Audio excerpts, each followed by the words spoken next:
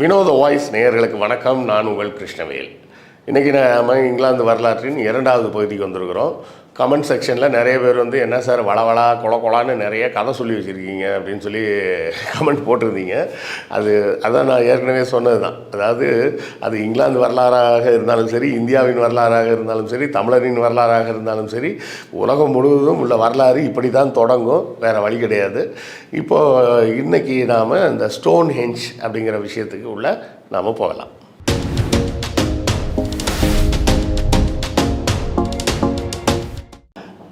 இங்கிலாந்தில் எல்லாருமே நம்ம ஆர்வமாக பார்க்கக்கூடிய ஒரு விஷயம் என்னென்னா, அந்த ஸ்டோன் ஹெஞ்ச் அப்படிங்கிற ஒரு வடிவம்.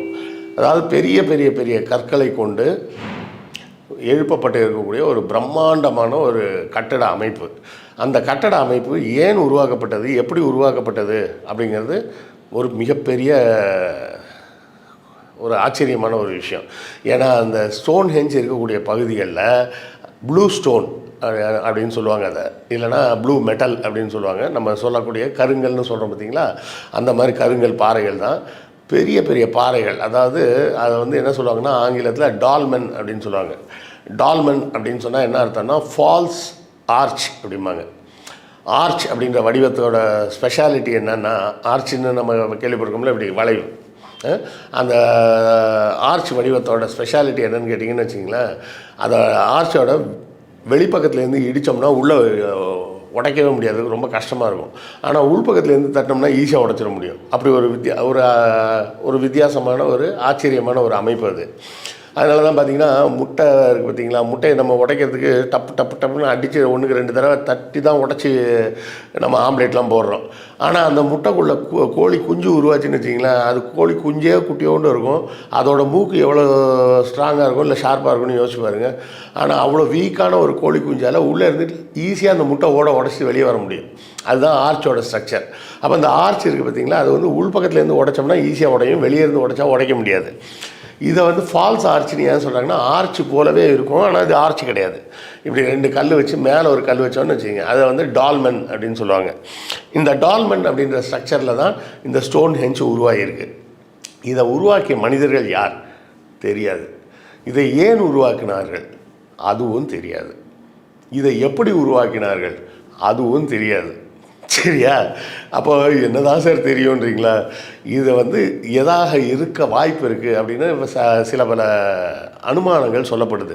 முதல் விஷயம் என்னென்னா, இந்த மனிதர்கள் இந்த பனிக்காலம் முடியும் போது கல்லாலான கருவிகள் பயன்படுத்துகிறார்கள், நெருப்பை பயன்படுத்துகிறார்கள் அப்படின்றத நம்ம பார்த்தோம்.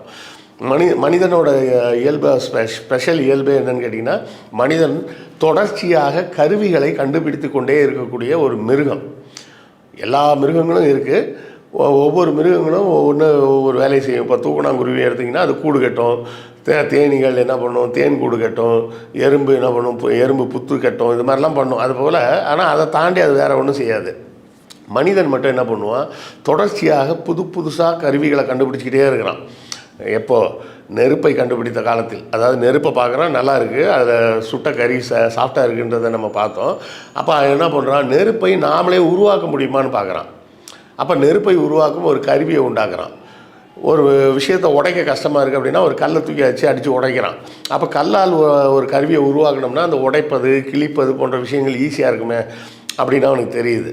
அதாவது பழங்காலத்தில் ஒரு கூர்மையான கழுகு போன்ற கூர்மையான மூக்கை கொண்ட பறவைகளோட அந்த மூக்கு இருக்குது பார்த்திங்களா, அதை வைத்து தான் முதல்ல கல்லை செதுக்கி கல்லில் கீறி அதை கருவிகளாக உருவாக்குறான்.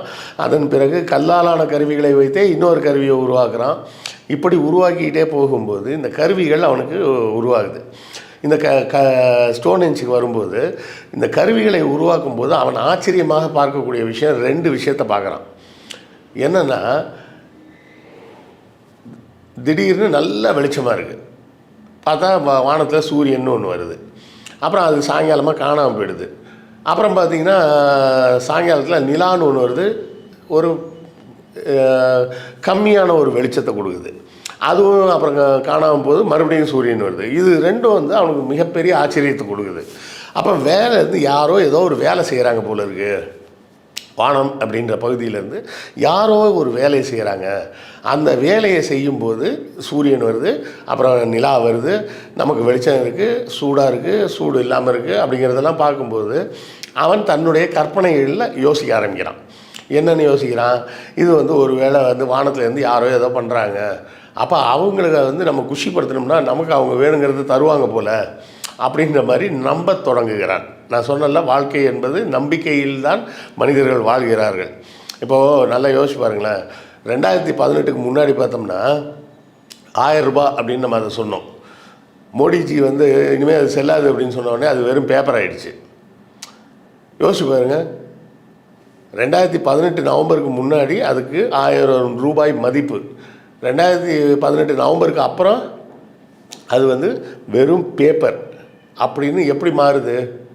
நம்மளுடைய நம்பிக்கை தான். அதுக்கு முன்னாடியே அது பிரிண்ட் அடித்த பேப்பர் தான், அதுக்கப்புறமும் பிரிண்ட் அடித்த பேப்பர் தான். நம்ப சொல்கிறாங்க, இன்றைக்கி தேதியிலேருந்து இது பணம் இல்லைன்னு சொல்லி நம்பிக்கோ, அதெல்லாம் கொடுத்துட்டு வேறு பணம் வாங்கிக்கோ, இதை ஒத்துக்க மாட்டோம் அப்படின்னு சொல்லும் போது மொத்த சமூகமும் அதை ஏற்றுக்கொள்ளுது. பார்த்தீங்களா? அந்த நம்பிக்கை தான் வாழ்க்கை. இந்த நம்பிக்கையின் அடிப்படையில் தான் என்ன ஆகுது, மதங்கள் உருவாகுது. அப்புறம் மதங்கள் பேரை சொல்லி மக்களை ஏமாற்றக்கூடிய ஒரு பூசாரி கூட்டம் உருவாகுது. இதெல்லாம் வேறு கதைன்னு வச்சிங்களேன், அதுக்குள்ளே நம்ம போக வேணாம். இப்போ இந்த ஸ்டோன் ஹெஞ்ச் எதுக்காக உருவாக்கப்படுகிறது அப்படின்னு சொல்லி அவங்க சொல்லியிருக்காங்கன்னா, ஒன்று சில மந்திர உச்சாரணங்கள் செய்து மேளங்கள்லாம், அதாவது அந்த இடத்துல வந்து அந்த மோளம் வச்சு அடித்து பார்த்தா ஏதோ ஒரு மாதிரி வித்தியாசமாக சவுண்டு வருது, எதிரொலிக்குது அப்படின்லாம் சொல்கிறாங்க. அதெல்லாம் இன்னும் ஆராய்ச்சியிலேயே இருக்குது. அதில் முக்கியமாக என்னென்னா, டன் கணக்கான வெயிட்டில் இருக்கக்கூடிய அந்த பாறைகளை எங்கேருந்து கொண்டு வந்தாங்க, எப்படி கொண்டு வந்தாங்க அது தெரியல. அது ஒரே நாளில் கட்டப்பட்டதான்னா கிடையாது. அதுதான் விஷயம். சுமார் 1500 ஆண்டுகள் ஆகிருக்கு அதை கட்டி முடிக்கிறதுக்கு. அதாவது அதில் இருக்கக்கூடிய மிக பழமையான கல்லுக்கும் லேட்டஸ்ட்டாக இருக்கக்கூடிய கல்லுக்கும் உள்ள ஏஜ் டிஃப்ரென்ஸ் பார்த்திங்கன்னா சுமார் 1500 ஆண்டுகள் வருது. இந்த ஸ்ட்ரக்சர் எப்படி இருக்குன்னா, ஒரு மாதிரி ஒரு அரை வட்டமாக இருக்குது. சில பேர் என்ன சொல்கிறாங்கன்னா, இது அரை வட்டம் கிடையாது, முழு வட்டமாக இருந்திருக்கும், மிச்சம் எல்லாம் காணாமல் போயிடுச்சு அப்படின்னு சில பேர். அதாவது நமக்கு வந்து எப்போதுமே என்னென்னா, நம்ம மூளை வந்து எல்லாத்தையும் ஃபுல்ஃபில் பண்ணி ஒன்றோட ஒன்று கம்பைன் பண்ணணும்னு ஆசைப்படும். அதனால் அது வந்து முழு வட்டமாக இருந்ததுன்னு சில பேர் சொல்லுவாங்க. அது முழு வட்டமாக இருந்ததற்கு எந்த சான்றுகளும் அடையாளங்களும் கிடையாது. ஆனால் இந்த ஸ்டோன் ஹெஞ்ச் எதோட அலைன் ஆகிருக்கு அப்படின்னு பார்த்திங்கன்னா, சூரியன் உதிக்கக்கூடிய கோணத்துக்கும் சந்திரன் மறையக்கூடிய கோணத்துக்கும் அலைன் ஆகிருக்கு.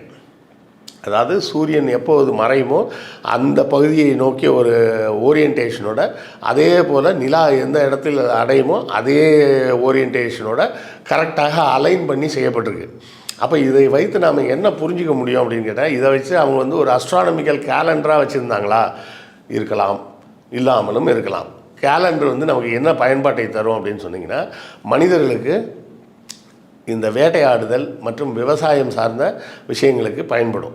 ஏன்னா நமக்கு எந்த காலத்தில் மழை வரும், எந்த காலத்தில் மழை இல்லாமல் போகும், எப்போ வந்து குளிர்காலம் வரும், இதெல்லாம் நம்ம தெரிஞ்சுக்கணும்னா நமக்கு கேலண்டர் இருந்தால் தான் முடியும். இப்போ உள்ள காலகட்டத்தில் நமக்கு வந்து ஃப்ரிட்ஜு அது இதுன்னு எல்லாமே வந்துருச்சு. இதெல்லாம் இல்லாத காலகட்டத்தில் யோசிச்சு பாருங்கள், உணவு வந்து கெட்டு போயிடும். சரியான நேரத்தில் விதைக்கலைன்னா மழை இல்லாமல் விவசாயம் செய்ய முடியாமல் போயிடும். இல்லைன்னா தவறான நேரத்தில் பண்ணோம்னா அது வந்து மழையில் முங்கி போயிடும். ஸோ இப்படி பல விஷயங்கள் இருக்கும்போது கேலண்டர்ன்றதோட தேவை வந்து ஆதி காலத்திலிருந்தே மனிதனுக்கு இருக்குது. நாள் நேரம் அப்படிங்கிற விஷயத்த அவன் தொடர்ந்து கவனிக்க வேண்டிய அவசியம் இருக்குது. அது இங்கிலாந்தும் விதிவிலக்கு இல்லை. அப்போது இங்கிலாந்தில் இந்த ஸ்டோன் ஹெஞ்சை வந்து ஒரு கேலண்டர் மாதிரி பயன்பட்டுருக்க வாய்ப்பு உண்டு அப்படின்னு சொல்கிறாங்க. அதாவது அந்த நிழல்களை பார்த்து, இந்த நிழல் இப்படி விழுந்தால் எப்படி இருக்கும், அப்படி விழுந்தால் என்ன மாதிரி காலமாக இருக்கும் அப்படின்றத புரிஞ்சுக்கிறதுக்காக அவங்க செஞ்சாங்க அப்படின்னு சொல்கிறாங்க. இதை வந்து நீங்கள் டெல்லியில் போய் பார்த்தீங்கன்னா ஜந்தர் மந்தர்னு ஒரு இடம் இருக்குது. அந்த ஜந்தர் மந்தரில் பார்த்தீங்கன்னா அதை கட்டினது ராஜா சவாய் ஜெய்சிங் அப்படின்னு சொல்லுவாங்க. அங்கே வந்து பார்த்திங்கன்னா பெரிய பெரிய ஸ்ட்ரக்சர்ஸ் இருக்கும், கட்டடங்கள். அந்த கட்டடத்தை வந்து உழக்கூடிய நிழலை வச்சு இது வந்து இத்தனாம் தேதி இந்த வருடம் இந்த இத்தனை மணி நேரம் அப்படின்ற வரை கணக்கு எடுக்க முடியும். அதை வந்து அந்த ஜந்தர் மந்தரில் நீங்கள் பார்க்கலாம். இந்த ஜந்தர் மந்தருக்கு சமமான ஒரு அமைப்பாகத்தான் ஸ்டோன் ஹெஞ்ச் இருக்கும் அப்படின்னு சொல்கிறாங்க. அந்த இடத்தில் சில உடல்கள் புதைக்கப்பட்டதும் இருக்குது. அப்போது ஒருவேளை மதம் ரீதியான ஒரு புனித இடமாக பார்க்கப்பட்டதா, அப்படின்னு ஒரு கேள்வி வருது. அப்போ இன்னொரு விஷயம் இதுலேருந்து நமக்கு என்ன தெரியுதுன்னா, மனிதர்கள் இறந்தால் அவர்களை புதைக்க வேண்டும் அப்படின்ற ஒரு எண்ணம் ஏன் வருது அவனுக்கு? 2 விஷயமாக இருக்கலாம். ஒன்று, மிருகங்கள் சாப்பிடக்கூடாது இந்த உடலை அப்படின்றது அவனோட சிந்தனையாக இருந்திருக்கும். 2வது சிந்தனை, மிருகங்கள் மனிதனின் உடலை ருசித்து பழகிடுச்சுன்னா திரும்ப நம்மளை பிடிச்சி கடித்தாலும் கடிக்கும் அப்படின்ற ஒரு பயமாக இருக்கும். இன்றைக்கும் நீங்கள் பாருங்களேன், கிராமத்தில் நாயெல்லாம் வளர்ப்பாங்க. ஆனால் நாய் யாரையோ ஒரு கடிச்சிருச்சுன்னு வச்சிங்களேன், நாய்க்கு சோறுலாம் போட்டு வளர்ப்பாங்க, கறியெல்லாம் போட மாட்டாங்க. நாய் ஒரு கோழியவோ ஒரு மாடையோ ஒரு ஆடையோ இல்லை ஒரு மனுஷனையோ கடிச்சிருச்சுன்னு வச்சிங்க, அதை அடித்து கொண்டுருவாங்க. ஏன்னா அதுக்கு என்னைக்கு ரத்த சுவை தெரிஞ்சிருச்சோ, ரத்த சுவை தெரிந்த நாய் சும்மா இருக்காது, வேறு யாரையா ஏன்னா அது கார்னிவோர் அனிமல், அது மாமிச பட்சினி, மாமிசம் சாப்பிடக்கூடிய ஒரு மிருகம். அப்போ மாமிசம் சாப்பிடக்கூடிய ஒரு மிருகத்தை நம்ம தான் கஷ்டப்படுத்தி சைவ சாப்பாடு போட்டு வளர்த்து வச்சுருக்கோம். அதுக்கு அந்த கறி சுவை தெரிஞ்சிருச்சுன்னா அது மறுபடி ஆடையோ மாடையோ இல்லை மனுஷனையோ கடிக்க ஆரம்பிச்சிடும். அப்படின்றதுனால அதுக்கு பேர் என்ன சொல்லுவாங்க, கோட்டிக்கார நாயை மண்டையில் அடித்து கொல்லும்பாங்க. திருநெல்வேலி பக்கத்தில் நாயை கடிச்சிருச்சுன்னா அடித்து கொண்டுருவாங்க. அதுபோல் மனிதனுக்கு தான் இறந்த பிறகு தன் உடலை ஏதாவது மிருகங்கள் சாப்பிட்டா மற்ற மனிதர்களை மிருகங்கள் வேட்டையாட தொடங்குமோ அப்படின்ற ஒரு அச்சம் கூட இருந்திருக்கலாம். அதன் காரணமாக கூட புதைச்சிருக்கலாம். ஏன்னா அது புதைக்கும் போதே சொல்லுவாங்க, கொஞ்சம் நல்லா ஆழமாக தோண்டி நாய் நரி தோண்டி எடுக்க போகுது அப்படின்னு சொல்லுவாங்க. அப்படியாக இந்த ஸ்டோன்ஹெஞ்ச் பகுதியிலையும் பல மனிதர்களோட எச்சங்கள் கிடச்சிருக்கு, எலும்புக்கூடுகள் கிடச்சிருக்கு. அதில் ஆண்கள் எலும்புக்கூடு மட்டும் இல்லை, பெண்களோட எலும்புக்கூடும் இருந்திருக்கு. அதன் மூலமாக ஜெண்டர் வித்தியாசம்லாம் அப்போது உருவாகலை அப்படின்றத நம்ம புரிஞ்சுக்கலாம். ஆண் பெண், ஆண் தான் வசதி அப்படின்ற மாதிரி உள்ள சிந்தனைகள்லாம் அந்த காலத்தில் இங்கிலாந்து மட்டும் இல்லை உலகம் முழுவதும் தோன்றவில்லை. இது நடந்த காலகட்டம் கிட்டத்தட்ட இன்றைக்கு 10,000 ஆண்டுகளுக்கு முன்பாக இருக்கலாம் அப்படின்னு சொல்லப்படுகிறது. இப்படியாக இந்த ஸ்டோன்ஹெஞ்ச் ஒரு மத சின்னமாக இருந்திருக்க வாய்ப்பு இருக்குது, இல்லை புனித சின்னமாக இருந்திருக்க வாய்ப்பு இருக்குது. ஆனால் இதை எல்லாவற்றையும் தாண்டி அது ஒரு சிறந்த நாட்காட்டியாக பயன்பட்டிருக்கலாம் அப்படிங்கிற விஷயத்தோட நாம் இந்த எபிசோடை முடிச்சுக்கலாம். இதை தொடர்ந்து மனிதன் வேட்டை சமூகமாக இருந்து அதிலிருந்து விவசாயமும் கல்லை ஆயுதமாக பயன்படுத்தக்கூடிய ஒரு இடத்துக்கும் கல்லை புனிதமாக பயன்படுத்தக்கூடிய இடத்திலிருந்து அடுத்தபடியாக எங்கே நகர்றான்னா உலோகத்துக்கு நகர்றான். உலோகங்கள் மனிதனின் வாழ்க்கையை எல்லா பகுதியிலும் மாற்றியது போல் இங்கிலாந்திலும் மாற்றியது. அந்த செம்பு காலம் வெங்கல காலம் என்ன அப்படிங்கிற விஷயத்தை தான் நம்ம அடுத்த எபிசோடில் பார்க்க போகிறோம். இதுவரை நீங்கள் பார்த்ததில் உங்களுக்கு என்ன பிடிச்சிருக்கு பிடிக்கலன்றதை கமெண்ட்டில் சொல்லுங்கள். இன்னும் நாம் கோரான பிரிட்டன் ஹிஸ்ட்ரிக்கு போகலைன்னு நீங்கள் நினைக்க வேணாம். பிரிட்டன் ஹிஸ்ட்ரியும் இதுதான், உலகத்தின் வரலாறும் இதுதான். இதில் பெரிய வித்தியாசம்லாம் கிடையாது. பிரிட்டனின் வரலாறு ஷேப் ஆகிறதே கொஞ்சம் இன்னும் ஒரு 2 எபிசோடுக்கு அப்புறம் தான் ஷேப்புக்கு வரும். அது வரை கொஞ்சம் பொறுமையாக பாருங்கள். ஏன்னா இதெல்லாம் புரிஞ்சுக்கிட்டு போனோம்னா தான் அந்த வரலாறு நமக்கு முழுமையாக புரியும்னு நினைக்கிறேன். இது குறித்து உங்கள் கருத்துக்கள் என்ன அப்படின்றத கமெண்ட்டில் சொல்லுங்கள், நானும் தெரிஞ்சுக்கிறேன். அடுத்த காணொலியில் சந்திப்போம். நன்றி, வணக்கம்.